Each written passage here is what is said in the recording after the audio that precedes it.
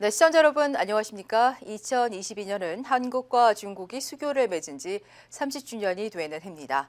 한중 수교 30주년을 기념하고 문화 교류와 협력을 증진하기 위해 2021년과 2022년을 한중 문화 교류의 해로 선포했고 문화로 나눈 우정이라는 슬로건 아래 다채롭고 풍성한 문화 교류를 추진하고 있는데요. 이에 발맞춰 서경방송은 한중수교 30주년 기념 한중 지역문화관광 국제교류 발전 포럼을 준비했습니다. 진주문화관광재단과 서경방송이 공동 주관하는 이번 포럼은 지역의 국제문화교류 콘텐츠 개발과 발전 방향을 위해 각 분야의 전문가를 초청해 한중 민간 문화 교류의 역사적 중요성과 역할, 선진 사례 주제 발표 등과 토론을 통해 다양한 의견을 도출하고자 합니다. 자, 그럼 주제 발표를 시작하기에 앞서 진주 시안 석류꽃의 봄의 경과 보고를 하겠습니다. 네, 한중 문화 교류 진주 시안 석류꽃의 봄.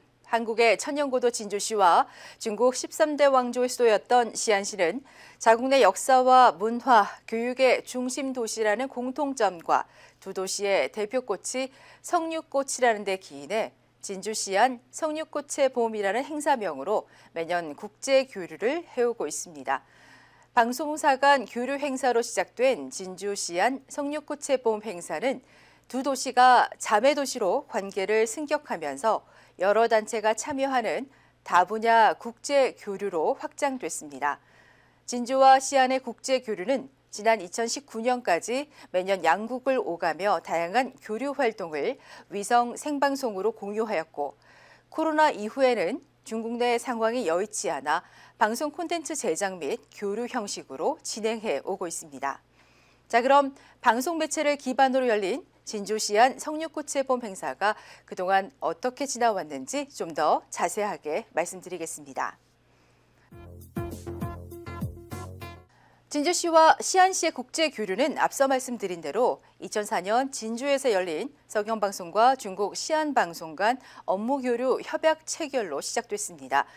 이후 2005년과 2006년에는 양 방송사 임직원들이 시안과 진주를 번갈아 방문하고 방송 콘텐츠를 기반으로 한 한중 문화관광 교류 행사를 기획하게 됐고 2007년에는 시안에서 제1회 한중 문화관광 교류 진주 시안 석류꽃의 봄이 양국 전통 문화를 바탕으로 무대에 올려졌고 이를 위성 생방송으로 하면서 실질적인 국제 문화 교류가 시작됐습니다. 2008년은 진주에서 제2회 한중 문화관광 교류 진주 시안 석류꽃의 봄이 열렸고 2015년까지 매년 양국 양도시를 번갈아 오가며 개최됐습니다. 그러면서 교류 범위도 점차 한국과 중국의 현대 문화까지로 확장됐습니다.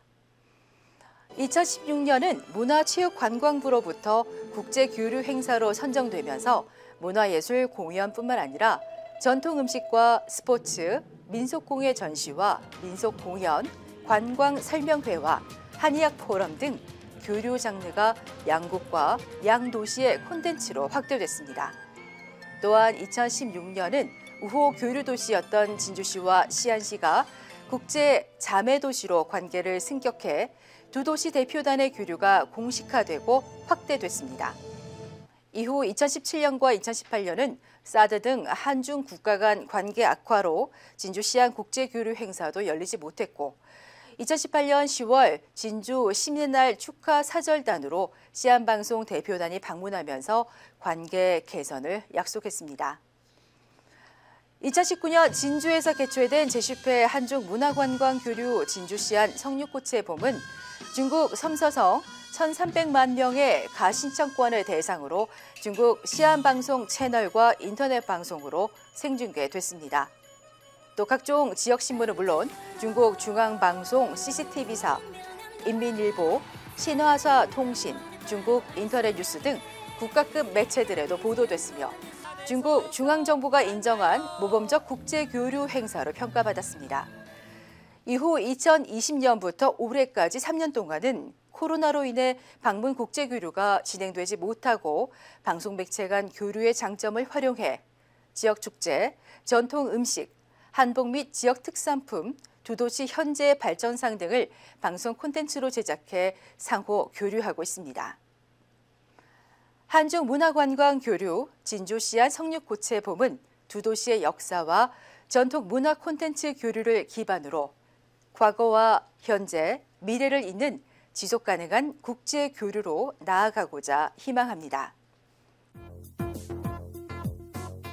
네, 2022 한중수교 30주년 기념 한중문화관광 국제교류 발전 포럼, 이어서 주제 발표부터 시작하겠습니다. 한중 민가 문화교류의 역사적 중요성과 역할이라는 주제로 시락박물관 정성희 관장의 발표가 있겠습니다. 네, 방금 소개받은 시락박물관장 정성희입니다. 저는 이번 포럼에서 우리 역사에서 한중 문화 교류가 가장 활발했던 18세기, 19세기 실학자를 중심으로 한중 간의 문화 교류를 살펴보고자 합니다. 저희 실학박물관은 18세기, 19세기 한중 문화 교류의 선봉에 섰던 실학자들의 정신적 가치를 국민들에게 알려주고자 2009년에 설립되었습니다. 실학박물관에서는 한중 수교 30주년을 맞이해서 이번에 그 다양한 행사를 기획해 왔는데요. 실학박물관에서는 과거에도 실학자들의 어떤 활동이었던 한중 문화 교류의 테마를 여러 차례 다루어 왔습니다. 2011년에 국내 최초로 실학자들이 중국에 사행을 갔던 연행을 주제로 한 특별전을 개최한 바 있습니다. 2014년에는 한중 관련 사업으로서 고려만국 전도라는 세계 지도를 조망한 바 있습니다. 고려만국 전도는 중국을 통해서 들어온 한역, 한자로 된 세계 지도였고요. 이 세계 지도는 땅이 둥글다라는 세계관을 가지고 있어서 이 실학자들의 세계관에도 영향을 끼친 세계 지도입니다. 올해 한중수교 30주년을 맞이하여서 실학박물관은 다양한 그 사업과 행사를 준비했는데요. 대표적인 것이 바로 연경의 우정이라는 특별전입니다. 그리고 두 차례의 학술 대회를 했는데요. 첫 번째가 실학자와 동아시아 교류 기록의 표활이라는 주제로 실학자들의 그 중국 사행 기록을 조명하는 학술 대회를 개최하였고요. 박제가와 한중 무견이라는 주제로 한중 그 문화 교류의 가장 선봉에 서 있고 가장 활발한 교류를 했던 박제가를 중심으로 중국 문인 180면의 교류 기록을 조망한 학술 대회였습니다. 그리고 한중수교 30주년을 맞이하여 호저집을 국역본으로 완역을 했습니다. 호저집은 박제가가 4차례 중국을 왕래하면서 180명이 넘는 청나라 문인들과 교류한 기록입니다. 현재 하버드 옌칭에 이 자료가 있는데 실학박물관에서 올해 최초로 완역을 하여서 발간을 했습니다. 그리고 실학박물관에는 실학패밀리라는 실학자 후손분들이 계시는데요. 연암 박지원이나 초정 박제가, 담원 홍대영이 걸었던 중국의 사행길을 2018년과 2019년 두 차례에 걸쳐서 이 답사를 한 바 있습니다. 네, 여기는 월봉이라는 곳에서 실학자 후손분들이 제사를 지내는 광경입니다. 그리고 북경에 도착한 후손들의 모습입니다. 그리고 이거를 2년간의 그 사진을 올해 한중수교 30주년을 맞이해서 사진전도 개최하고 있습니다. 오늘날 그 한중 관계는 역사상 가장 활발한 시기죠. 우리 역사에서 한국과 중국이 역사적으로 단절된 것은 불과 40년이 채 안 될 정도로 한국과 중국은 굉장히 긴밀한 관계였습니다. 그 중에서도 우리 역사에서 18세기와 19세기는 이 한중 문화 교류가 가장 활발했던 시기고요. 그것이 민간 간의 교류에서 활발했던 부분에서 역사적인 중요성이 있습니다. 지금 보시는 지도는 18세기, 19세기 한중 문인들이 교류했던 바로 그 루트인데요. 한양을 출발해서 북경까지, 연암 박지원 선생 같은 경우는 북경에서 열화까지 가셨죠. 3,000리 길이였다고 합니다. 이거를 기간상으로는 왕복 6개월이 체류 기간이었다고 합니다.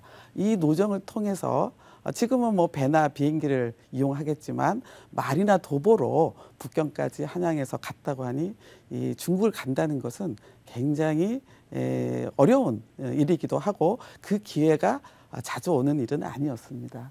북경에서 이 한중 문화 교류의 핵심에 되는 공간이 바로 유리창이라는 곳입니다. 지금 보시면 그 정약문과 선무문 사이에 고 서점가를 가리키는데요. 지금도 북경에 가면 유리창을 가보실 수 있죠. 중국을 갔던 수많은 지식인들이 가장 하고 싶었던 일 중에 하나가 중국의 문인들을 만나는 것이고요. 또 유리창에서 최신의 서적을 구입하는 것이었습니다.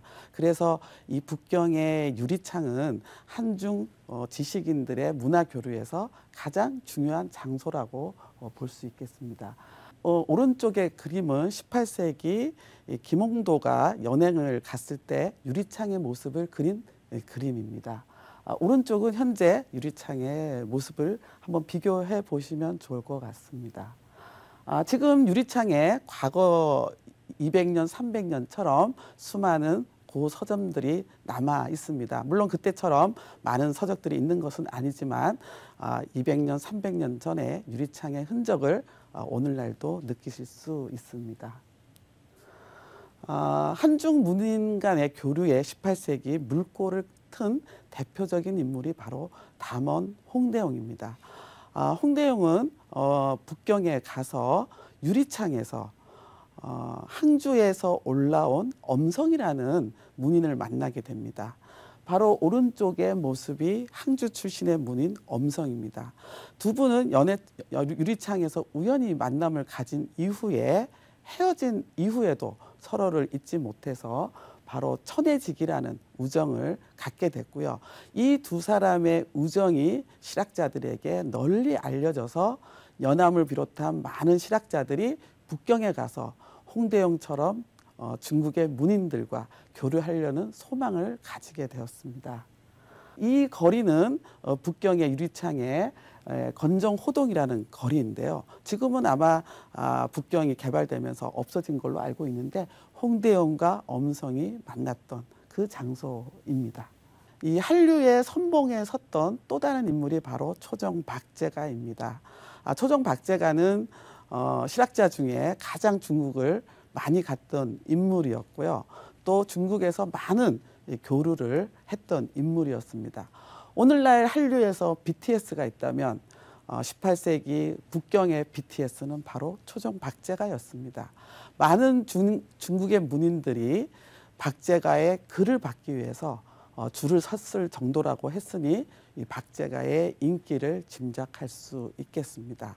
박제가는 180명이 넘는 수많은 이 청나라 문인들과 교류를 했는데 그 중에서도 양주 출신의 양주 8개 중에 한 명인 양봉 나빅이라는 분과 굉장히 절친이 되었습니다. 오른쪽의 매화 그림은 나병이 그린 그림인데요. 박제가야말로 매화의 현신이라고 나빙은 생각했다고 합니다. 그리고 오른쪽의 그림은 나빙이 헤어질 때 박제가의 모습을 그리고 시를 한 편 남겼는데요. 이 나빙이 그린 박제가의 초상은 유일하게 박제가의 초상화로 남아 있습니다. 당시 나빙은 강남에서 떠나와서 북경 관음사에서 기거하고 있었는데요. 박제가 선생은 나빙이 죽은 후에도 관음사를 방문해서 나빙을 그리워했다고 합니다. 우리 한중 교류에서 19세기에 와서 가장 대표적인 인물을 꼽으라면 추사 김정희겠죠. 추사 김정희는 불과 20대 초반에 북경을 단 한 번 갔다 왔습니다. 하지만 그 단 한 번의 교류 그리고 그곳에서 만났던 완원 옹방강이라는 청나라 문인은 향후에 추사가 자신의 대표적인 필체인 추사체를 만들어내고 또 금성문이라는 학문을 성장시키는데 가장 큰 영향을 주었습니다. 그 처음에 만난 옹방강이 추사에게 이런 말을 했다고 합니다. 그 젊은 추사에게 경술문장 해동제일이다. 학문과 글씨가 아시아의 최고다라는 옹방강의 칭찬을 들었고요. 두 분을 그 존경한 추사는 훗날 완원과의 만남을 통해서 완당이라는 호를 받았고요. 그 다음에 옹방강의 만남을 통해서 보담제라는 호를 얻었습니다.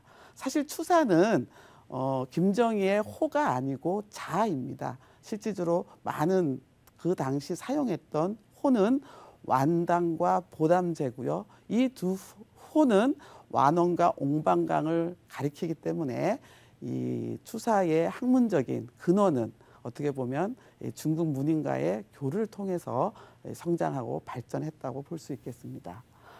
이 모습은 주학년이라는 중국 문인이 가운데 보시면 추사가 그려져 있습니다. 중국 북경의 법원사라는 곳에서 이별의 환송회를 벌여주는 장면을 그린 것입니다.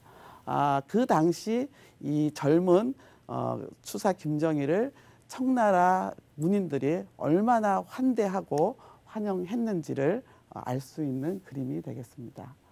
옹방강은 소동파를 굉장히 존경했다고 하죠.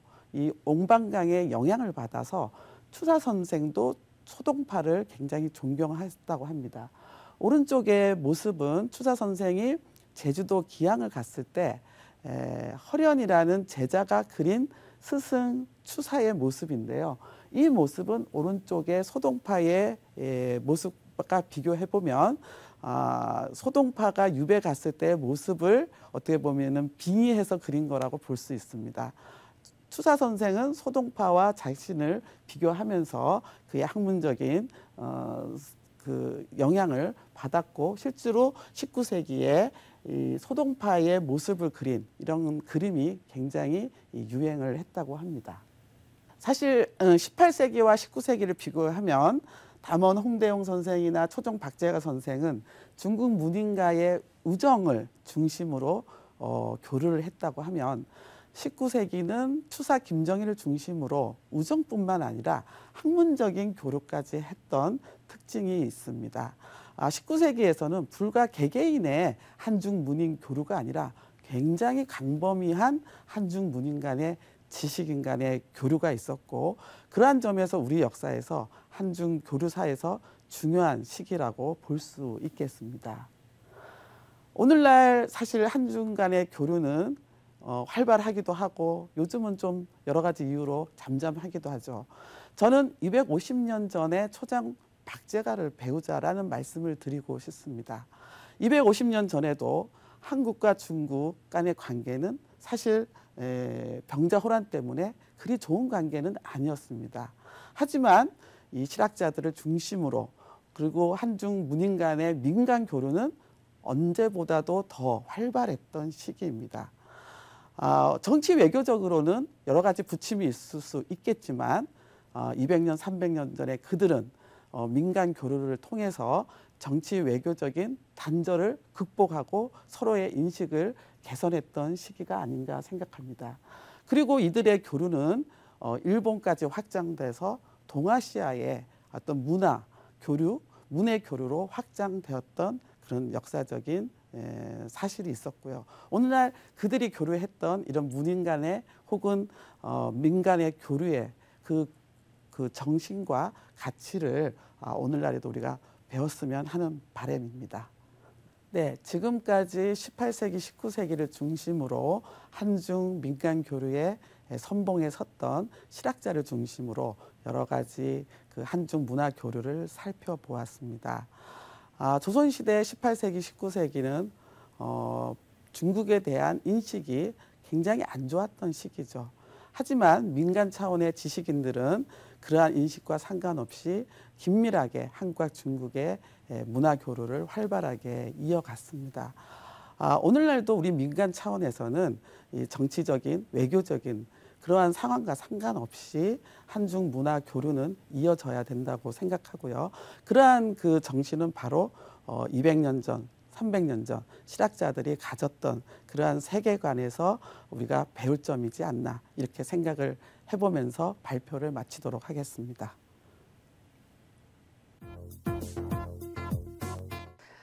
네, 한국국제문화교류진흥원 상호문화교류팀 여영경 팀장께서 이어서 발표하겠습니다. 네, 안녕하세요. 한중국제문화교류 발전 방향 발표를 맡은 한국국제문화교류진흥원 상호문화교류팀장 여영경입니다. 우선 발표에 앞서 먼저 저희 기관에 대해서 짧게 설명드리도록 하겠습니다.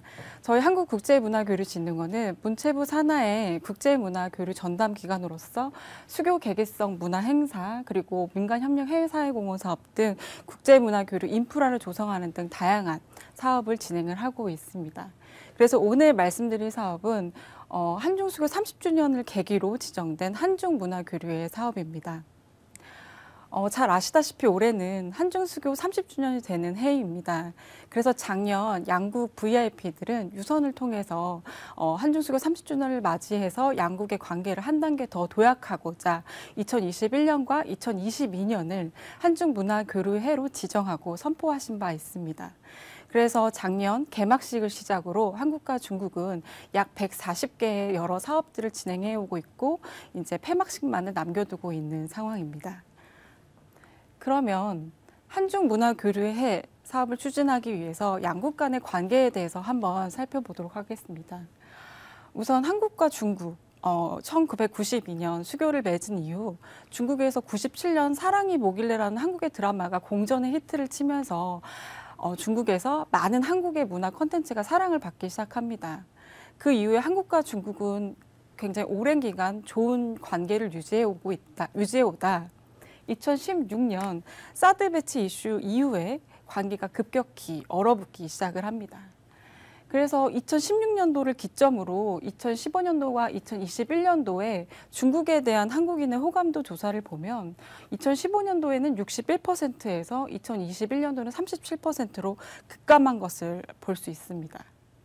중국에 대한 반중 정서를 살펴보면 한국인의 경우 20대에 30대가 가장 높게 나타남을 알 수 있고요. 그 이유로는 중국의 코로나19 대응 그리고 중국의 정치 사회적 체제에 대한 여러 가지 이슈가 있지만 그래도 긍정적인 점은 한중의 인적 교류라던가 중국의 문화에 대해서는 그래도 한국인들이 여전히 우호적인 입장을 유지하고 있다는 것을 알 수 있습니다. 그렇다면 중국인의 한국에 대한 호감도는 어떠할까요? 제가 개인적으로 되게 놀랬던 점 중에 하나가 바로 중국인의 주변도 호감도 평가를 보시면 한국에 대한 호감도가 일본보다 낮게 나타난 점을 알 수 있습니다. 그래서 중국인들 중에서도 한국에 대한 그 우호도가 낮은 비율을 세대를 살펴보면 10대와 20대를 중심으로 가장 부정적인 인식이 높다는 것을 확인할 수가 있습니다. 그래서 저희가 이렇게 한중 양국 MZ세대를 중심으로 서로의 반감 정서가 확산된 가운데 어떻게 하면 양국의 우호적인 분위기를 조성하고 협력을 이어갈 수 있을지 많은 고민을 했는데요. 그중 첫 번째가 바로 영상 콘텐츠 교류 사업입니다. 그래서 오늘 처음으로 소개해드릴 한중 문화 랜선 투어 사업은 코로나로 인해서 국가 간의 물리적 이동이 어렵기 때문에 양국의 지역과 문화를 소개할 수 있는 영상 콘텐츠를 제작을 했습니다. 그래서 한국은 강릉과 전남을 포함해서 7편의 영상을 제작을 했고요. 중국의 경우에는 간수, 내이멍구 등을 포함한 8개의 영상을 제작해서 송출한 바 있습니다. 저희가 영상을 제작을 할 때 가장 고민이 됐던 부분은 한국에서는 이미 한국관광공사가 있고 지역에 많은 관광을 진흥하는 기관들이 있습니다. 이미 이런 기관들에서 너무나 좋은 관광 랜선 투어 영상을 만들었는데 저희가 한중 문화 교류의 해라고 해서 어떤 영상 콘텐츠를 만들어야 가장 저희가 전달하고자 하는 메시지가 가장 효과적으로 전달할 수 있을까 부분이었는데요. 그래서 저희는 매 에피소드마다 주인공에게 직업군을 설정하고 한국과 중국인 또한 같은 고민과 같은 취미를 공유하는 그런 친구이자 이웃이라는 메시지를 전달하고자 노력했습니다. 네, 다음으로 소개해드릴 사업은 월간 한중 사업입니다. 사업명에서도 알 수 있듯이 저희가 매월 장르별 콘텐츠를 지정을 해서 한국과 중국의 문화를 소개하는 영상을 제작을 했는데요. 8월 수를 시작으로 미술, 애니메이션, 영화, 춤 등 다양한 문화를 소개하고 있습니다. 그래서 8월 사업을 예시로 들면 저희가 수를 주제로 콘텐츠를 제작을 했는데요. 아무래도 저희가 지금까지 공공 주도의 사업을 진행을 하다 보면 정보 위주, 공익성 위주의 콘텐츠를 제작을 하게 됩니다. 그래서 이번 월간 한중 사업은 저희가 MZ세대들의 소구력을 높일 수 있는 콘텐츠를 좀 기획하고자 좀 정보성이나 공익성은 좀 내려놓고 좀 재미 위주로 콘텐츠를 기획을 했고요. 그래서 양국 MZ세대들이 가장 흥미가 있어 할 만한 콘텐츠들을 좀 예를 들면 뭐 한중 칵테일 술 제조법이라든지 양국 술 게임 문화 등에 대해서 좀 재미있게 접근을 하려고 노력을 했습니다. 그리고 아직 공개가 되지는 않았는데요. 저희가 12월에는 춤을 주제로 콘텐츠를 제작을 했습니다. 그 이유 중에 하나가 작년과 올해 한국을 가장 뜨겁게 달구었던 콘텐츠는 제 생각에는 개인적으로는 스트릿 댄스라고 생각을 합니다. 그래서 스맨파와 수우파라는 이 프로그램이 굉장히 화제가 되었는데요. 중국에서는 쩌쯔시 우다라는 이 스트릿 댄스를 주제로 한 프로그램이 시즌제로 제작될 만큼 중국에서도 춤에 대한 관심이 굉장히 높았는데요. 그렇기 때문에 양국 MZ세대들의 관심도가 가장 높은 춤을 주제로 스트릿 댄스부터 한국과 중국의 전통 무용 그리고 힙합 등 다양한 춤을 소개하는 콘텐츠를 제작해서 송출할 예정입니다. 네, 그리고 다음으로 소개해드릴 사업은 월간 한중 사업인데 저희가 코로나로 인해서 모든 사업이 온라인 중심으로 진행이 되다 보니 좀 사업의 확장성을 모색하기 위해서 오프라인과 연계한 하이브리드형 사업을 추진을 했습니다. 그래서 저희가 10월과 11월의 주제가 각각 애니메이션과 영화였는데요. 부천 국제 애니메이션 페스티벌과 연계해서 중국 내에서 굉장히 이슈가 많았던 나타지마 동강세라는 애니메이션 영상 상영회를 진행을 했고요. 그다음 한국영상자료원과 협력을 해서 약 이틀간 중국 영화 특별 상영전을 진행하기도 했습니다. 네, 그다음 말씀드릴 사업은 한중 문화 교류의 특집 방송입니다. 사실 한중 수교 30주년 동안 한국과 중국의 많은 방송사들이 공동 다큐멘터리 제작 등 다양한 교류 활동을 이어오고 있었는데요. 사실 저희도 처음에는 한국과 중국의 방송사가 공동 다큐를 제작을 하는 방향으로 사업을 추진을 했다가 중국 내 코로나 방역 정책이 너무 강화됨에 따라서 좀 한국의 특집 방송으로 제작이 되었습니다. 그래서 한중 MZ의 신라이프 스타일이라는 주제로 미디어 활용이라던가 음식 등을 소개하는 사업을 진행을 했습니다. 네. 지금까지는 영상 콘텐츠 제작 교류 사업에 대해서 말씀을 드렸는데요. 지금 소개할 사업은 차세대 인적 교류 사업입니다.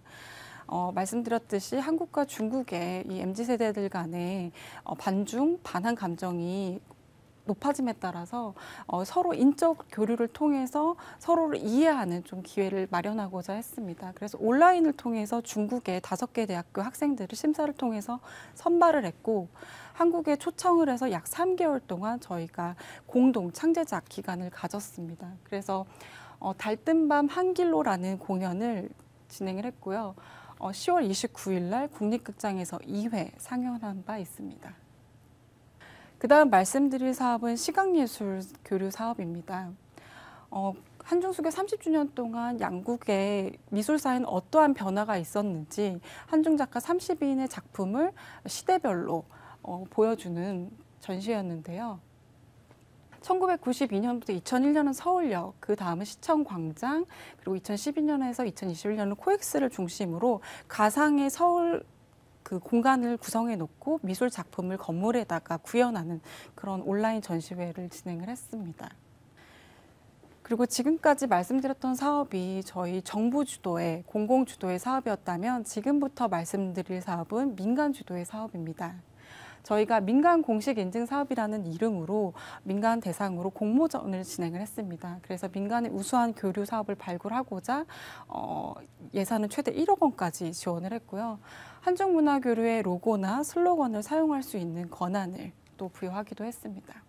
첫 번째로 말씀드릴 사업은 마방진이라는 연극단체의 K시어터 사업입니다.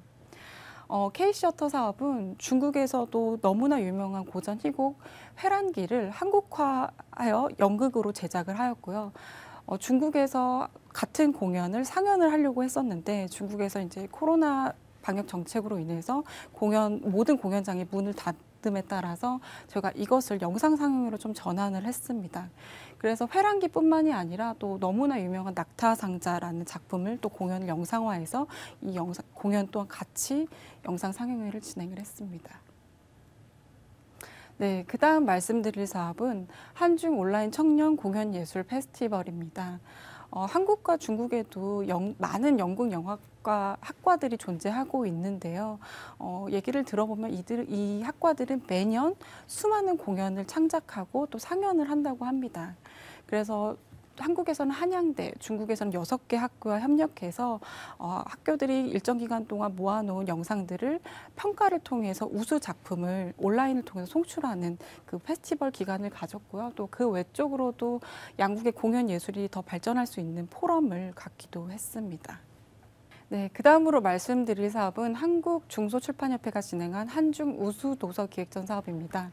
한중 우수도서 기획전 사업은 중국의 산동 출판협회와 협력해서 진행된 사업인데요. 한국과 중국의 우수 도서를 각각 선정해서 중국과 한국에서 기획전과 판매전을 모두 공동으로 함께 진행한 사업입니다. 네, 마지막으로 소개해드릴 사업은 한중 도예 교류전입니다. 한국국제문화교류원이 진행한 도자의 도시 이천에서 진행된 사업인데요. 한국과 중국의 도예가들이 함께 모여서 서로의 작품에 대해서 논의하고 서로 일정 기간 동안 같이 공동 창제작을 진행을 한 사업입니다. 이상으로 발표를 마치면서 한중문화교류회 사업은 이제 곧 끝나갑니다. 한중문화교류회는 끝나지만 한국과 중국의 문화교류는 앞으로도 계속해서 이어지기를 바라며 많은 분들의 관심과 지지를 부탁드리겠습니다. 네, 한중 수교 30주년 기념 민간 국제 문화 교류 발전 포럼 함께하고 있습니다. 자, 지금부터는 위드 코로나 시대 진주시와 중국 시안의 문화 교류 콘텐츠 다양화 및 발전 방안 토론을 진행하겠습니다. 토론을 진행해 주실 경상대 인문대 사학과 명예교수 강길중 교수님에게 마이크 넘기겠습니다. 안녕하십니까. 저는 본 토론의 좌장을 맡은 국립경상대학교 사학과 명예교수 강길중입니다. 지금부터는 위드 코로나 시대 진주시와 중국 시안의 문화 교류 콘텐츠 다양화와 발전 방안에 대한 토론을 진행하겠습니다. 토론을 진행하는 데 있어서 도움을 주신 분들을 소개해 드리겠습니다.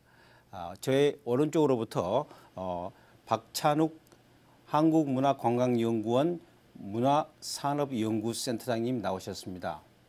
네, 반갑습니다. 한국문화관광연구원 문화산업연구센터장을 맡고 있는 박찬욱입니다. 다음 분으로 김덕환 교수님 나오셨습니다. 네, 반갑습니다. 경상국립대학교 김덕환입니다. 제 왼편으로 정성희 관장님 나오셨습니다. 네, 반갑습니다. 실학박물관장 정성희입니다. 다음으로 여현경 팀장님 나오셨습니다. 네, 반갑습니다. 한국국제문화교류진흥원 상호문화교류팀장 여현경입니다. 2022년은 한중 수교 30주년을 맞이하여 서경방송과 진주시 또 진주문화관광재단이 공동 주관한 한중 문화교류관광 발전 방안을 도출하기 위한 이 포럼입니다.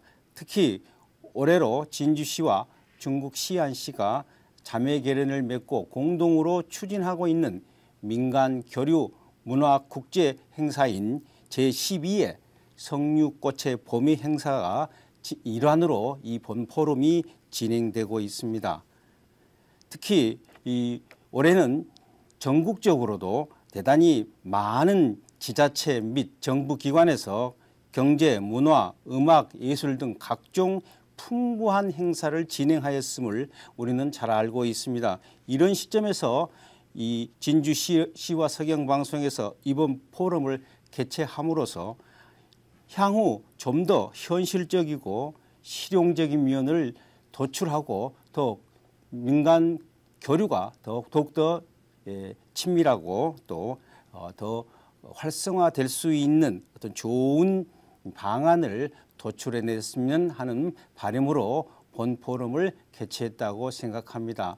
이에 맞춰서 오늘 참석해 주신 이 토론자들께서 여기에 좀 방안을 초점을 맞추셔서 좋은 의견을 도출해 주셨으면 감사하겠습니다.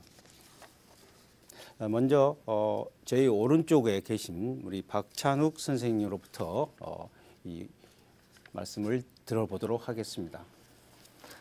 네, 앞서 두 분의 발표 잘 들었습니다. 일단은 코로나가 안정이 돼야 이러한 문화 교류가 지속될 수 있을 것 같긴 한데요. 저는 문화 교류에 있어서 가장 중요한 사항이 다른 무엇보다 서로 상호 교류하는 개념에서 접근해야 한다고 생각합니다. 문화는 사실 누가 더 우월하다라고 하는 것을 이야기할 수 있는 개념이 아니다 보니까 서로의 역사나 문화를 존중하면서 가야 이러한 교류가 가능할 것 같습니다. 중국이 사실 워낙 한국 근처에 워낙 큰 국가로 사실 오랫동안 역사적으로 교류를 해왔고 4대 문명의 발상지였기 때문에 저희가 오랫동안 한국과는 교류를 해왔던 국가입니다. 문화 교류가 사실 국가 정치 아래 놓이기 때문에 많은 경우에 사실 정치에서 못 푸는 것을 문화적인 사항으로 풀기도 하는데요. 이런 것을 저희는 소프트 파워라고 이야기를 하기도 하는 것 같습니다. 그래서 이런 민간 교류가 계속 이어져야 이런 그 정치적인 문제도 상호 풀 수 있을 걸로 생각이 됩니다. 지금 민간 교류가 이루어져야 된다라고 말씀을 하셨습니다. 잘 알고 계시는 것처럼 우리 코로나 시대 이전에는 대단히 이 민간 교류가 활성화된 걸로 알고 있습니다. 특히 많은 중국인들이 여우커 그래서 한국에 많이 들어와서 우리가 쉽게 볼 수도 있었으며 또 그들과의 접촉도 쉽게 이루어질 수 있었습니다. 그러나 코로나 시대 이후에 상당히 지금 정체되어 있는 것이 사실입니다.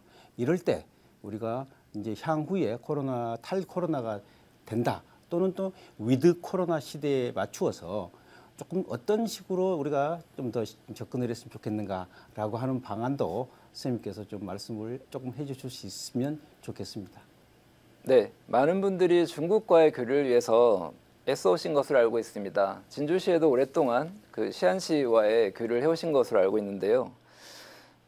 민간에서도 오랫동안 중국에 대해서 교류를 하기 위해서 많은 노력을 해왔던 것 같습니다.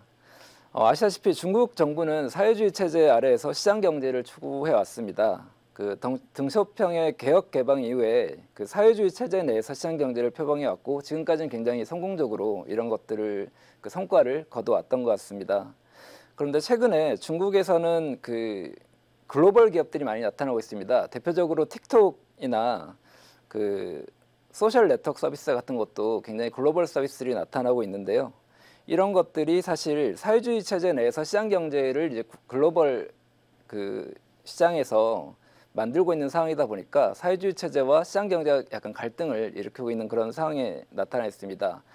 대표적인 상황이 이제 틱톡에 대한 어떤 규제를 저희가 한번 살펴볼 수 있는데요. 이런 것들이 그 최근에 20년경의 7월에 그 틱톡에서 한국 연예인 계정이 갑자기 사라진 그 상황이 있었습니다. 이런 것을 보면서 이제 중국에서 틱톡 계정을 검열하는 것이 아닌가라는 이야기를 사실 한 적이 있고 이것이 사실 글로벌 서비스인데 이런 것을 중국 정부가 검열하는 것이 맞는지에 대한 이야기를 한 적이 있습니다. 틱톡에 사실 중국 내 서비스는 도우인이라는 서비스를 하고 있고 이것이 글로벌에서도 사실 그 상호 검색이 가능한 통합된 서비스였었고요. 그런데 이것이 사실 보면 중국 그 내수 기반의 서비스로 성장을 했지만 글로벌하게 서비스하게 되면서 이것이 사실 사회주의 체제 내에서는 이게 검열이 사실 필요한 상황이 되고 이것을 이 체제 내에서 유지하기 어려워지게 돼서 이런 것들을 규제하려는 움직임이 같이 나타났던 것 같습니다. 이외에도 저희가 문화산업 관점에서는 한류가 워낙 이제 그 인기가 있었기 때문에 이런 것들을 수출을 하려는 그런 움직임이 꽤나 오래 있었고 콘텐츠 산업에서는 오랫동안 중국 시장에 문을 들여왔습니다. 하지만 아시다시피 중국에서는 외국인 투자 산업 진입 특별 관리 조치라는 것을 두고 이 분야에 해당되는 것들에 대해서는 중국에 진입하지 못하도록 계속 규제를 해왔습니다. 그러다 보니까 이 중에는 특히 문화 분야에 대해서 그 콘텐츠 분야나 문화 분야 혹은 이제 인터넷과 관련된 언론 분야에 대해서는 계속 규제를 해왔고요. 그러다 보니까 이런 것들이 저희가 계속 상존해 있는 상황에서 쉽지만은 않은 상황인 것 같습니다. 예.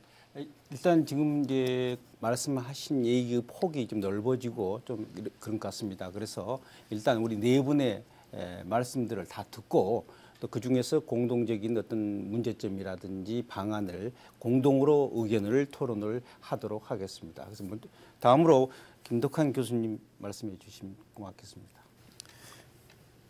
네, 그 조금 전에 이제 민간 교류의 중요성에 대해서 발표자께서도 말씀을 하셨고 토론자께서도 말씀을 하셨습니다. 사드 사태 이후에 다시 코로나까지 겹침으로써 한국과 중국 간에는 특히 이제 20, 30대를 중심으로 해서 상당히 반한 또는 반중 정서가 심화되고 있고 상당히 우려할 수준이다라고 이야기를 할 수가 있습니다. 이렇게 우리가 오랜 역사 동안 중국과 함께 그 어깨를 맞대고 있으면서 갈등도 많이 역사적으로 발생을 하고 했지만은 한중 관계가 원활할 때에 또 평화로운 형태로 유지가 잘 될 때에 이어서 우리나라의 그 발전이 함께 보장되었다라고 할 수 있습니다. 이러한 측면에서는 국가적으로도 상당히 냉각되어 가지고 있는 한중 관계 문제를 풀어나가야 되는데 상당히 어려움을 많이 겪고 있는데 그에 앞서서 민간 단체에서 민간 교류를 통해서 이 실마리를 풀어나가는 것은 아주 적절하다고 생각이 됩니다. 그런 측면에서 이제 우리 진주시 같은 경우에 시안시와 그 교류 협정을 맺고 있지만 또 시안시 외에도 정주시라든지 그다음에 등축제와 관련해서 등봉시, 연날리기 과거에 교류를 해가 있었는데 중국 산동성, 웨이팡시 등과 등을 통해서 많은 민간 교류를 해왔습니다. 그래서 이번에 이제 코로나가 끝나면은 좀 더 우리 진주시와 그다음에 지금 현재 진행하고 있는 서경방송의 성육꽃의 봄 프로그램 이외에도 많은 그 민간 단체들이 중국과 서로 교류를 할 수 있도록 이렇게 지원을 해주는 그런 정책이 필요하지 않나 생각이 되고요. 또 저희 대학에서도 시안에 있는 서북대학이라든지 시안교통대학 등과 교류 협정이 맺어져 있고 과거에는 많은 학생들이 오가고 교수들도 오갔습니다만은 코로나 이후에 거의 단절되다시피 하고 있습니다. 그래서 또 대학에서는 대학 자체대로 학생들의 어떤 그런 다양한 교류 프로그램을 개발해서 운영해서 한중 간의 어떤 그 좀 불편한 관계에 그 물꼬를 트는 좋은 관계로 물꼬를 트는 그런 역할을 해줄 수 있었으면 좋겠습니다.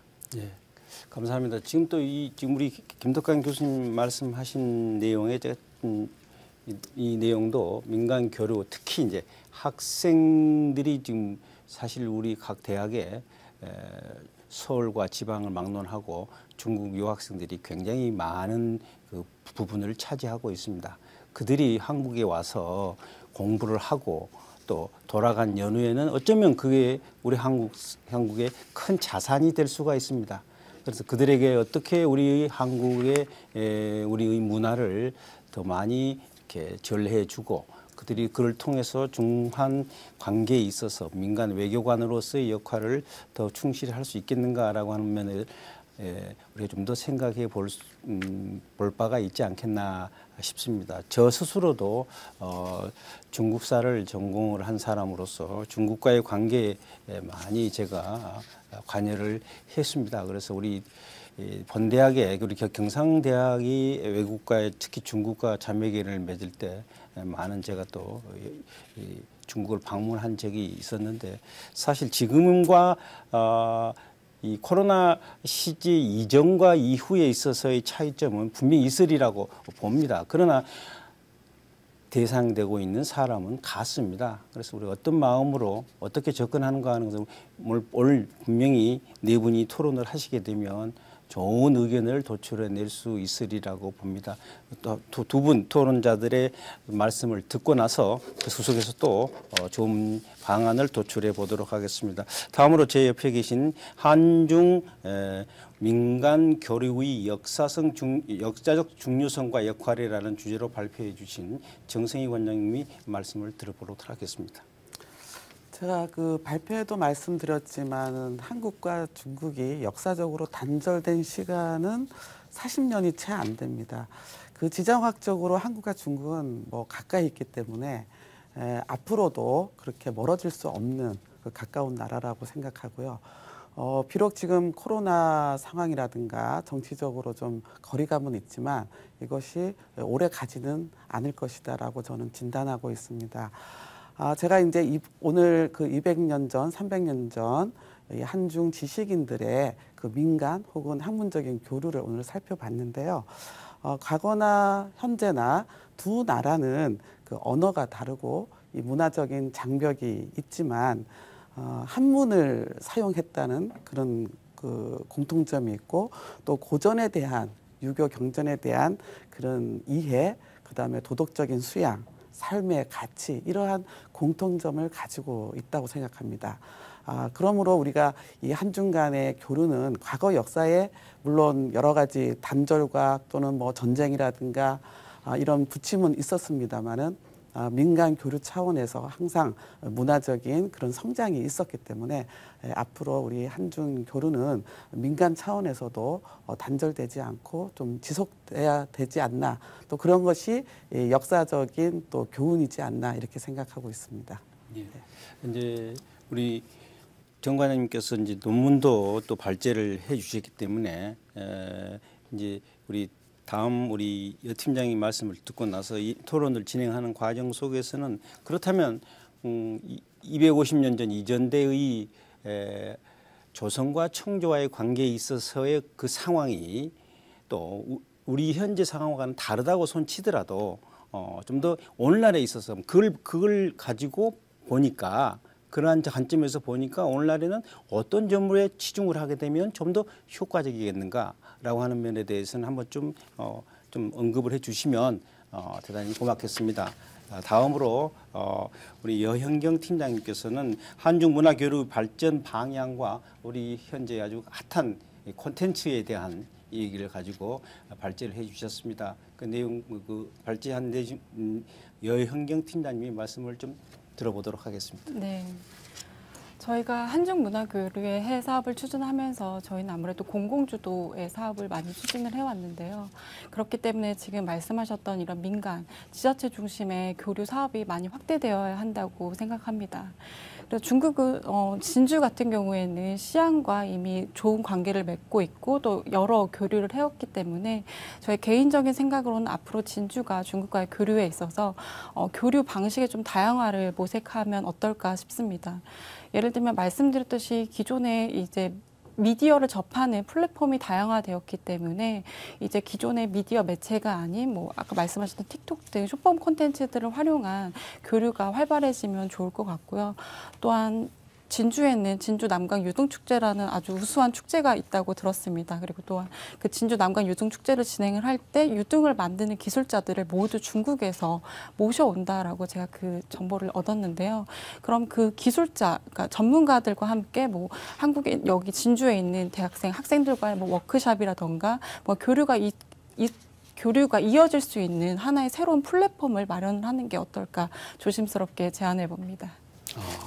좀 일단 우리 네 분의 우리 토론자들로부터 또 좋은 의견을 들었습니다. 이 소상호 간의 발표를 의견을 제시해 준 내용 속에서 좀 더 우리가 효과적이고 이 교류의 다양화 또 교류의 활성화를 할 수 있는 좋은 방안을 도출할 수 있으리라고 봅니다. 좀 더 하신 말씀을 좀 더 나아가서 말씀을 좀 들어보도록 하겠습니다. 우리 김 교수님 좋은 말씀 한번 더 부탁드립니다. 네. 그래서 좀 더 구체적으로 우리 진주시가 중국과 교류를 하는 데 있어서 어떤 항목들을 어떤 방법을 하면 좋겠는가에 대해서 조금 전에 여 팀장님께서 좋은 말씀을 해 주셨는데 최초에 이제 유등 축제가 설계될 당시에 중국의 그 등봉시라고 하는 도시에 거기 등 제작 기술자들이 와서 이제 등을 제작하고 처음에는 그래서 상당히 좀 등이 상당히 중국적이다라고 하는 그런 냄새가 많이 났습니다만은 오랫동안 이제 진행이 되면서 거의 대부분의 기술이 이제 우리 진주로 이양된 것으로 알고 있고 지금은 상당히 이제 자체적으로 등을 많이 제작하면서 한국적인 등의 모습으로 확연히 변화된 것이 요즘 유등축제의 그 특징으로 보입니다. 그렇지만은 그 중국에서의 그 등축제 역시 굉장히 유구한 역사를 가지고 있기 때문에 방금 말씀하신 것과 같이 우리 진주와 공통점을 가진 도시들 간의 어떤 그런 교류들을 좀 더 적극적으로 추진하면 좋겠고, 서안시의 경우에 있어서는 우리 진주와 어떤 공통점을 찾아내어서 우리가 콘텐츠를 개발하면 좋겠는데, 언뜻 떠오르는 생각으로는 이제 우리 진주는 역시 농계를 중심으로 한 그런 그 진주성 문화가 상당히 대표적인 문화로 자리 잡고 있습니다. 그런데 이제 서안 하면은 또 특징적인 것이 양귀비를 중심으로 한 그 장한가라고 하는 이제 유명한 당대 시인 백거이가 있는데, 그 당 현종과 그 양귀비의 사랑을 시로서 노래한 것이 이제 백거이의 장한가인데, 그 장한가를 그 서안시에 있는 산이 여산이라고 하는 유명한 산이 있습니다. 그 산에서 실경 산수극으로 상시적으로 공연을 하고 있습니다. 그래서 그런 어떤 공연 간의 어떤 그 교류, 즉 우리 이제 의안별제를 통해서 이제 서안에 소개한다든지, 그다음에 또 우리 진주가 가지고 있는 많은 무형문화유산들이 많이 있습니다. 예컨대 진주 건무라든지 포구랑무라든지 한량무라든지 이러한 우리의 진주의 전통문화유산을 서안 또는 나아가서는 뿐만 아니라 중국에 우리가 교류하고 있는 각 도시에 소개하는 그런 형태의 교류도 좋겠고, 또 이제 서안은 당나라 때의 그 수도 장안이었기 때문에 지금 우리 진주 문화의 또 하나의 특징 중에 하나가 교방 문화가 상당히 특징적입니다. 이 교방이라고 하는 것은 중국에서 시작이 된 것인데, 거기에서 사용하는 음악을 교방악이라고 그러고, 이 교방악이 중국에서 송나라 때 우리나라로 이렇게 소개되어 들어왔습니다. 그래서 이런 그 교방 음악과 교방 문화의 그 상호 교류, 이러한 것들도 생각을 해볼 수가 있겠습니다. 일단 여기까지 말씀을 드리죠. 아주 실질적인 어떤 효과를 우리가 가져올 수 있을 만한 생각을 제시를 해 주시고 계셨습니다. 감사합니다. 다음으로 우리 박찬욱 선생님께서 말씀 해 주십시오. 네, 저는 아까 그 정성희 관장님이 발표하신 내용 중에 그 한국과 중국이 공유하고 있는 문화라고 했을 때 한문이라든가 고전이라든가 유교라고 하는 것이 굉장히 공통적이라고 말씀하셨던 것 같습니다. 이렇게 굉장히 저희가 중국과 가까이 있는 국가다 보니까 이런 것이 그 상호 간의 호감을 가질 수 있는 요인이기도 하지만, 이런 것이 사실 갈등을 그 불러오는 요인이기도 한 것 같습니다. 아까 여현경 팀장님이 발표하신 내용 중에 그 중국인들이 이제 한국에 대한 반감이 굉장히 커지고 있고, 최근에, 그리고 특히 이제 젊은 층에서 이런 반감이 굉장히 우려스러울 정도로 커지고 있다는 것을 저희가 보게 되는 것 같습니다. 그러다 보니까 저희가 문화 교류를 할 때도 보다 이제 젊은 층 간의 어떤 교류를 한번 저희가 계획해 보는 것이 어떨까 하는 생각이 들고, 또 진주에 아마 그 대학들도 굉장히 많이 있고, 유학생이라든가 혹은 이제 어떤 민간 단체 간의 스포츠 교류라든가 이런 것들이 좀 확대될 수 있었으면 하는 바람이 있습니다. 실질적인 어떤 교류의 방법에 대해서 우리 박 선생님께서 제시해 주었습니다. 이 스포츠 교류, 민속 문화의 직접적인 교류 아주 대단히 중요합니다. 게다가 또 한 가지 말씀을 해드린다면, 진주시에 또 진주시는 또 몇 개 고등학교의 그 유명한 축구팀들이 있습니다. 중국은 대단히 축구에 대한 아주 그 선호도가 굉장히 큽니다. 잘 알고 계시는 것처럼 시진핑 주석도 축구에 대한 아주 그 사랑이 유별납니다. 이런 때에 또 고등학 청소년들을 중심으로 한 축구를 스포츠 교류도 아주 활성화한 우리 친밀도를 높이는 방법 중에 하나가 되지 않겠나라는 생각을 해봅니다. 아까 말씀하셨던 것 중에서 아마 덜 말씀하신 부분이 있을 것 같아서 우리 정 관장님 또 말씀해 주십시오. 글쎄요, 제가 아무래도 그 박물관에 있다 보니까 최근에 뭐 얼마 전에 이제 월드컵도 끝났지만은 이 스포츠나 문화는 어떻게 보면은 국경을 허물고 또 어떤 사상이나 이념과는 좀 떨어져 있는 어떤 전 지구적인 그런 공통 분모가 아닌가 그런 생각을 해봅니다. 이 코로나 때문에 이 박물관 교류가 상당히 끊어졌거든요. 저희도 이번에 이 영경의 우정이라는 주제로 특별전을 합니다마는 중국의 자료라든가 이런 것들을 대여해 오지 못하고 있습니다. 다른 박물관들도 마찬가지고요.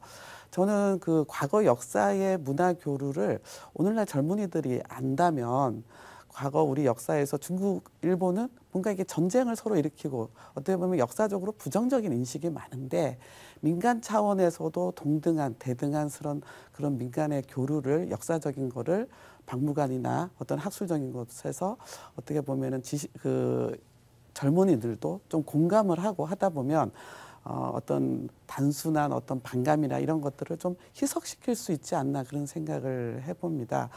그래서 사실은 200~300년 전에도 청과 조선은 그렇게 감정이 좋지 않았거든요. 병자호란 때문에. 그럼에도 불구하고 열하일기에 나타난 그 연함의 생각은 그러한 거를 뛰어넘고 배울 거는 배우고 그러한 정신을 그런 실사구시의 정신을 오늘날 한중 관계에도 좀 접목을 했으면 하는 바람입니다. 네. 네, 지금 중요한 말씀을 하셨습니다. 어떤 분이 올해 아마 한중 관계 30주년 기념 행사를 어떤 포럼에서 행사할 때 어떤 분이 하신 말씀을 제가 잠깐 생각이 나네요. 구존동의라고 했습니다. 구존동의. 서로 다른 것을 인정을 하자는 겁니다. 서로 다른 걸 인정한 바탕 위에서 더 어떤 것을 찾아 나가자. 이런 대단히 중요한 지금 그 말씀으로 이 일을 해도 되지 않겠나 싶습니다. 그런데 이제 서로 다르다. 그 인정을 한다고 하더라도 가장 중요한 것은 공통점을 찾아내야 되거든요. 그래야 됩니다. 그래서 이제 작게는 우리 진주시 같은 경우는 서안시와 대단히 공통점이 많습니다. 왜냐하면 진주시는 우리가 역사 문화 도시입니다. 서안은 아까 말씀하신 것처럼 13개 왕조의 수도였습니다. 그런 서안시와 우리와의 관계, 역사적 문화 콘텐츠 어떤 스토리텔링의 개발을 하게 되면 훨씬 더 접근성이 아주 친밀해질 수 있다라는 생각을 저 개인적으로 가져봅니다. 다음으로 우리 여인경 팀장님 말씀해 주십시오. 네. 교수님께서 말씀하신 양국 간의 서로 다름을 인정하고 공통점을 찾아야 된다라는 의견에 너무 공감을 하고요. 저희가 한중 청년 예술가 교류 사업을 진행을 하면서 양국의 청년들이 모여서 같이 의견을 나누면서 공동 작품을 창제작하는 과정에서도 사실은 하나의 역사적 사건을 바라보는 양국의 청년들의 인식이 너무나 다르다라는 것을 느꼈습니다. 그렇지만 서로 얘기를 하면서 의견을 조율하는 과정에서 충분한 이해의 시간을 갖는다면 오해는 풀린다는 사실을 저희가 인지를 했고요. 그렇기 때문에 이런 양국의 미래 세대를 중심으로 서로 소통할 수 있는 많은 기회가 좀 마련이 되었으면 하는 바람이 있습니다. 아주 중요한 말씀입니다. 우리가 현실도 대단히 중요합니다. 그러나 향후 미래의 어떤 커다란 어떤 더 많은 가치를 창출해낼 수 있는 미래 세대에 대한 어떤 생각도 우리는 반드시 해야 됩니다. 그래서 진주가 서안과의 관계에 있어서 지금 벌써 2004년이니까 18년이라는 세월이 흘렀습니다. 그중에 성육꽃의 봄이라고 하는 것이 올해 12회를 개최한 걸로 알고 있습니다. 이게 계속 지속되면서 더욱더 활성화되고 다양화되면서 이게 전국적인 어떤 행사의 일환으로 손꼽혀져 나간다면 우리 진주시는 그럴 수 있는 충분한 여력을 가지고 있습니다. 왜냐? 진주시는 아주 서경방송이라고 하는 중요한 언론 매체와 긴밀한 협력 관계를 맺고 있습니다. 여기에 또 하나의 중요한 어떤 그 인적 인프라를 제공해 줄 수 있는 국립경상대학교 등을 중심으로 한 몇 개의 대학이 국제대학 등등 대학이 또 많이 있습니다. 그래서 이게 좀 더 서로 조화롭게 이 협력 관계를 유지해 나간다고 한다면 엄청난 어떤 그 추진 힘을 파워를 가지면서 추진할 수 있지 않겠나라는 생각을 합니다. 겸하여 여러분들 오늘 토론해 주신 분들도 향후에 진주시의 어떤 그 문화 교류뿐만 아니라 국제 교류에 있어서의 진주시를 여러분들이 또 지지를 해 주시고 거기에 대한 아낌없는 어떤 조언도 좀 필요할 것 같고요. 또 이제 시간이 얼마 남지 않았습니다만은 여러분들이 지금 가지고 계신 그렇다면 여러분들이 알고 계신 다른 지방자치단체 또 민간 교류 방법 속에서 아주 좋은 점, 이건 참 어디에게 소개해 줄 만하구나라고 하는 점이 또 있으시면 오늘 여기에서 좀 소개를 해 주시면 우리가 향후에 진행해 나가는 데 있어서 추진해 나가는 데 있어서 좋은 어떤 그 타산지석으로 삼을 수 있으리라 봅니다. 한번 또 말씀해 주신 우리 실학박물관 같은 경우는 올해 30주년 행사를 직접 하셨잖아요. 네네. 거기서 한 결과에 있어서 어떤 좋은 점, 또 이거는 좀 향후에도 계속 지속해야 되겠다라고 하는 점이 있으시면 한번 말씀해 주십시오. 저희가 올해 한중 수교 30주년을 맞아서 사실 다양한 사업들을 했습니다. 학술회의도 2번 개최를 했고요. 또 전시도 하고 또 다양한 이제 여러 가지 행사를 했는데 사실 올해 아무래도 한중 관계나 코로나 때문에 분위기가 살지 못해서 제가 기획한 것보다는 조금 아쉬운 점은 있기는 했습니다. 근데 이번 사업을 하면서 제가 느낀 거는 과거에 이렇게 우리 선조들이 이 한중의 어떤 교류를 했는가 하는 이 놀라움이 있었는데요. 예를 들어서 당시 박제가 시대 때 북경에 아주 이조원이라는 유명한 문인이 있었습니다. 근데 지금 중국의 사천성에 가면 이조원 기념관이 아주 크게 세워져 있는데 사실 재미난 거는 중국의 이조원의 글씨가 한 점도 남아있지 않습니다. 근데 저희가 이번에 전시를 할 때 유금이라는 실학자가 중국에 가서 이조원의 글씨를 받아옵니다. 그것이 이제 동화필화첩이라는 이제 첩에 남아 있는데 그러한 사실을 중국에 알지 못하거든요. 근데 이제 차제에 저희가 코로나나 이것들이 풀리면 이조원 기념관을 방문을 해서 이조원의 글씨를 주면 아마 거기서는 아주 깜짝 놀랄 사건이거든요. 그래서 저희 박물관 차원에서도 이렇게 교류를 끊임없이 노력하고 한다면은 앞으로 뭐 더 좋은 어떤 문화 교류나 발전이 있지 않을까 이렇게 기대합니다. 네. 지금 이제 중요한 말씀을 하셨습니다. 또 아까 발표하신 내용 속에 공통 언어에 대한 문제를 말씀을 해주셨습니다. 그래서 우리가 필답이라고 그러죠. 필담을 한다라고 하죠. 언어가 잘 못 통하더라도 중국 사람 1992년 우리 수교 이후로 많은 중국 학자들이 한국을 방문을 했어요. 방문을 했을 때 우리 한국 교수님들 중에는 또 민간 중에는 중국을 못합니다. 그러나 한 5분 10분 지나게 되면 아주 정말 의견이 투합이 돼가지고 대단히 막 웃고 이렇게 할 수 있습니다. 왜? 한자를 가지고 서로 필담을 할 수 있습니다. 그럼 아마 그런 의미에 있어서 지금 우리가 중국 학생들과 우리나라에 유학에 온 중국 학생들과의 관계에 있어서 한국말을 잘 못한다고 하더라도 그들에 대해서 우리가 잠시 알고 있는 짧은 한자 실력을 가지고 소통을 하면서 그들도 이해해 주면 또 우리가 또 그들도 우리 한국에 대한 문화를 좀 더 쉽게 또 찾아갈 수가 있습니다. 요즘은 대단히 쉽게 많이 볼 수 있는 게 뭐냐면 식당들이 많아졌어요. 중국 식당들이 보면은 마라탕 그래서 한자가 써 있어요. 근데 그러다 보니까 초등학생도 저게 무슨 뜻인지는 모르지만 마라탕이라고 알아요.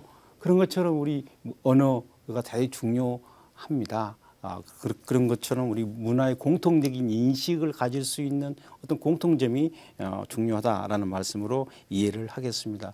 또한 우리 대단히 많은 올해 아마 제일 바쁘셨던 분 중에 한 분이 아마 국제문화교류진흥원에 계셨던 우리 여현경 팀장님으로 알고 있습니다.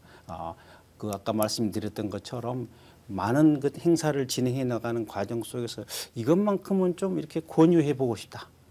이거는 조금 더 우리가 조심해야 되겠다. 이런 말씀이 있으시면 네. 좀 구체적으로 한번 말씀해 주시면 감사하겠습니다.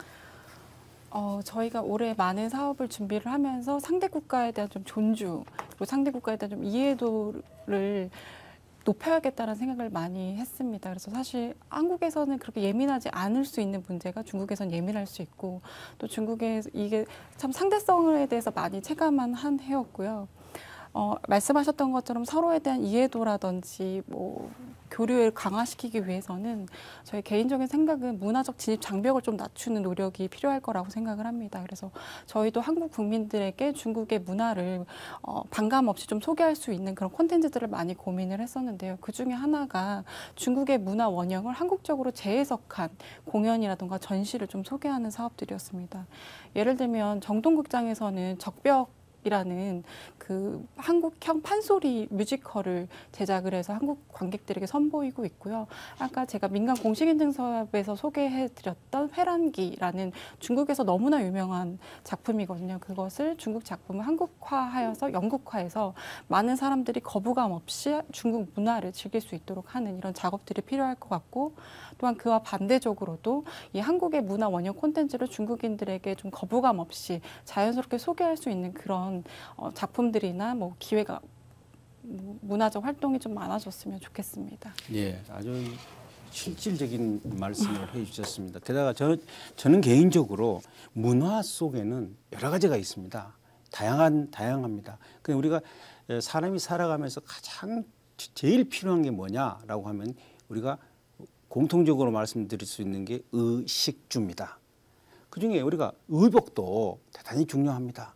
중국 사람들이 입고 다닐 수 있는 중국식의 그 치파오라고 하는 게 있잖아요. 치파오도 우리나라도 우리 그런 것이 한때 우리나라에 중국 음식점 가게 되면 쉽게 볼 수 있었어요. 근데 지금은 잘 안 보입니다. 지금은 잘 안 보입니다. 또 한때 우리나라의 남대문 시장에 팔리지 않았던 의복도 중국의 보따리 상들이 몽땅 사가지고 가가지고 북경 시내에 가게 되면요, 메이드 인 코리아라고 안 써 있어도 웬만한 옷은 전부 한국 옷이었습니다. 지금 보이지 않습니다. 왜? 그들이 중국식으로 변형을 시켰던 겁니다. 지금 우리나라도 중국의 많은 문화들이 우리 한국화됐습니다. 이런 것처럼 아까 중요한 말씀하셨습니다. 중국 문화의 원형을 한국화시켜서 우리가 좀 더 이해를 하면 좋겠다라고 하는 말씀으로 저는 이해를 하겠습니다. 또 한 분 또 대단히 바쁘셨겠죠. 한국문화관광연구원에 계신 우리 박사님, 또 마지막으로 더 좋은 점. 네. 이거는 내가 볼 때 이것만큼은 진주시가 좀 했으면 좋겠다. 이런 얘기 있으시면 한번 말씀해 주십시오.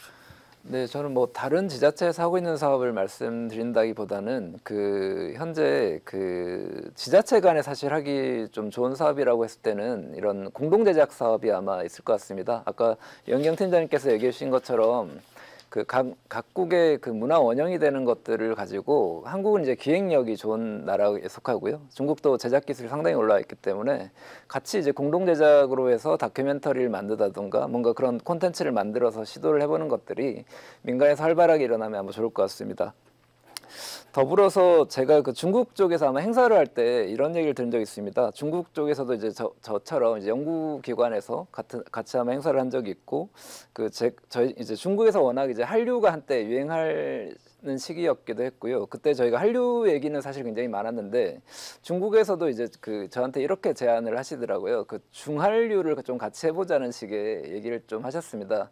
그게 저희 입장에서는 사실 조금 쓴웃음이 날 수도 있는 말이긴 한데, 이게 중국 입장에서는 사실 상당히 대국이고요. 또 역사적으로 굉장히 좀 여러 가지 전통을 가지고 있기 때문에, 또 그 지금 현재 중국에서 최근까지 그 1대1로라고 해서 중국의 그 문화를 예전에 이제 비단길이 그 있었듯이 그 전 세계적으로 뭔가 좀 그 영향력을 펼쳐보려고 하는 그런 흐름이 있었습니다. 그렇기 때문에 그 저희가 중국으로 이제 진출하는 것은 사실 민간에서는 쉽지 않은 상황이고, 문화 교류는 이제 명맥이 이어지도록 하는 것이 중요한데 이런 것을 확대하기는 사실 쉽지 않을 거예요. 다만 이제 저희가 중국만을 바라볼 것이 아니라 그 중화권이라고 하는 영역으로 좀 더 시선을 확대해서 본다면 그 중국의 영향을 받고 있는 많은 이제 국가들이 있기 때문에 함께 뭔가를 만들어갈 수 있는 기회가 있지 않을까 생각합니다. 예, 감사합니다. 좀 다음으로 실질적으로 우리 중국에 대해서 가장 이해가 많으실 거라고 봅니다. 김덕한 교수님 말씀을 한번 들어보도록 하겠습니다. 네, 우리가 코로나를 통해서 이런 것도 많지만 얻은 것도 상당히 많이 있습니다. 그 중에서 대표적인 것이 이제 영상 제작 능력이라든지 온라인 비대면 수업 방식의 뭐 회의 이런 것들이 다 상당히 익숙해져 가지고 있습니다. 그래서 이제 코로나가 발생한 이후에 저희 대학에서도 중국과의 교류를 단절을 할 수 없었기 때문에 과거에는 이제 학생들을 실제로 인솔해서 데려가서 중국에 일주일간 체험을 하고 중국 기업들을 탐방하고 하는 이러한 프로그램을 저희 중어중문학과에서 가지고 있었습니다. 그래서 이게 교류가 단절됨으로 인해서 이것을 계속 연결시킬 방법이 없을까 고민하던 중에 바로 그 이듬해부터 화상 교류를 진행을 했습니다. 그래서 우선 가까이로는 우리 서경방송이나 한번 제안 드리고 싶은데 우리 서안시라든지 해서 거기 젊은 학생들과 지금 이미 경상대학교 학생들 같은 경우에는 그 화상 교류에 익숙해져 있습니다. 지금 신청과학기술대학하고 교류하고 있는데 1월 달에 일주일간 화상 교류를 계속 진행을 할 겁니다. 약 한 20여 명을 선발해서 양교 학생들이 이제 교류를 하는 프로그램인데 이러한 것을 코로나 시대가 아니라도 언제든지 또 비대면으로 할 수 있으니까 이러한 것들을 서경방송에서 한번 주관을 해서 서안시와 한번 해보는 것은 어떨까 이런 이제 생각이 들고요. 그다음에 또 이로 인해서 그 학생들에게도 저희 학생들에게 콘텐츠 제작을 하는 그 대회, 동영상 대회 같은 것도 많이 개최를 했습니다. 그래서 그 중에서 저희가 이제 진주시와 경상대학교 또는 경상남도를 주제로 한 영상을 제작을 해서 이것을 중국어로 저희는 이제 중문학과니까 중국어로 제작을 해서 이런 대회를 했는데 상당히 학생들 작품이 우수합니다. 그래서 이러한 것들도 한중 학생들을 대상으로 교류 행사를 한번 해보는 것도 어떨까 아주 추천을 드리고요.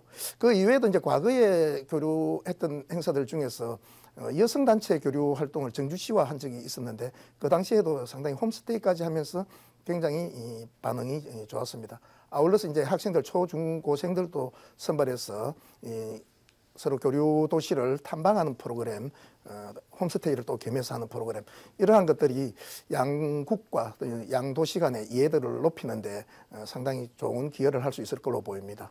그렇지만 이제 아시다시피 중국은 사회주의 국가이다 보니까 순수한 민간단체의 교류가 어렵다는 그런 점이 있습니다. 그래서 우리의 순수 민간단체가 중국의 순수 민간단체를 접촉하기가 쉽지 않은 면이 있기 때문에 그런 면에서 진주시가 좀 더 적극적으로 나서서 민간단체를 지원해주는 그런 프로그램도 필요할 걸로 생각이 됩니다. 예, 감사합니다.